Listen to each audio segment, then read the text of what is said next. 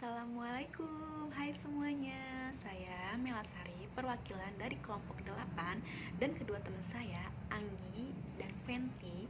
Di video ini kita akan membahas tentang pengertian, tujuan, dan fungsi dari penilaian. Selamat menyimak, terima kasih. Di video ini saya akan menjelaskan tentang pengertian dari penilaian. Pengertian penilaian secara umum adalah proses sistematis meliputi pengumpulan informasi, baik itu angka atau deskripsi verbal, analisis, dan interpretasi untuk mengambil keputusan. Tapi kalau penilaian pendidikan adalah proses pengumpulan dan pengolahan informasi untuk mengetahui pencapaian hasil dari peserta didik.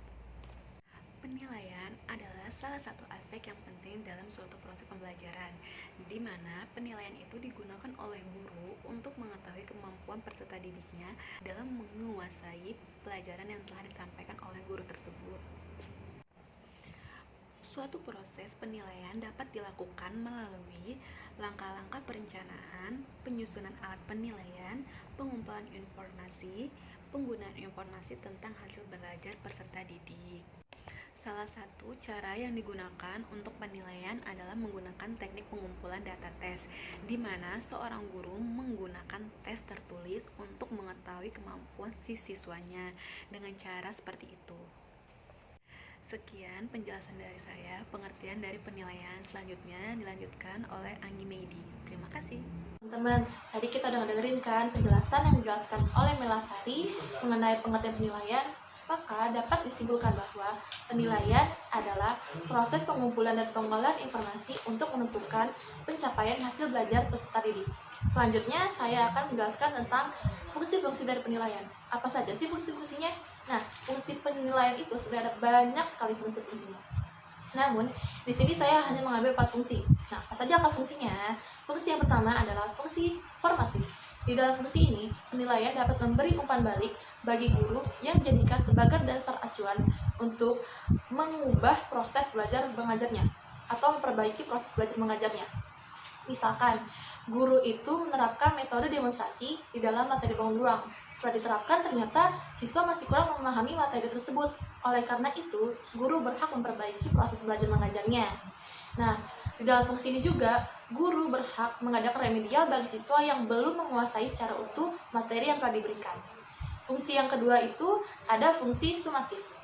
Di dalam fungsi ini, penilaian dapat mengetahui tingkat penguasaan materi yang telah diberikan oleh guru terhadap siswanya.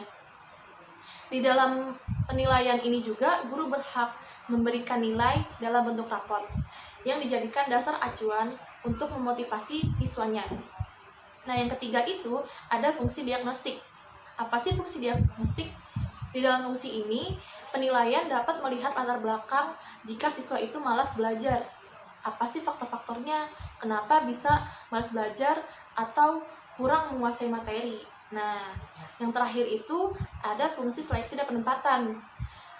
Di dalam fungsi ini, hasil penilaian dijadikan sebagai seleksi dan penempatan siswa sesuai dengan minat dan kemampuan siswa tersebut. Oke, selanjutnya akan dilanjutkan oleh rekan saya, Fenty Rahmalia. Terima kasih. Assalamualaikum, kembali lagi dengan saya Fenty Rahmalia. Karena Melasari udah ngasih tahu pengertian penilaian, di sini saya mau ngasih tahu tentang tujuan dari penilaian. Dan Anggi Meidiana juga kan tadi udah ngasih tahu tuh fungsi-fungsi dari penilaian. Nah, tujuannya itu ada banyak. Tujuan dari penilaian itu apa sih? Nah, kita cari tahu dulu nih definisi dari tujuan itu apa. Tujuan itu adalah sesuatu yang harus dicapai. Jadi kita memiliki target-target tertentu dalam suatu pembelajaran.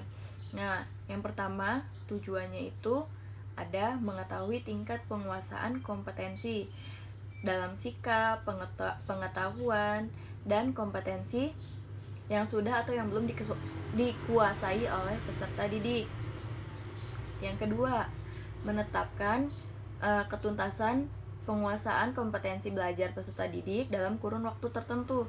Contohnya dalam mid semester, terus dalam satu semester. Misalkan standar kompetensinya itu yang harus dipenuhi adalah mengetahui bangun ruang, bangun datar, aritmatika sosial, dan banyak lagi.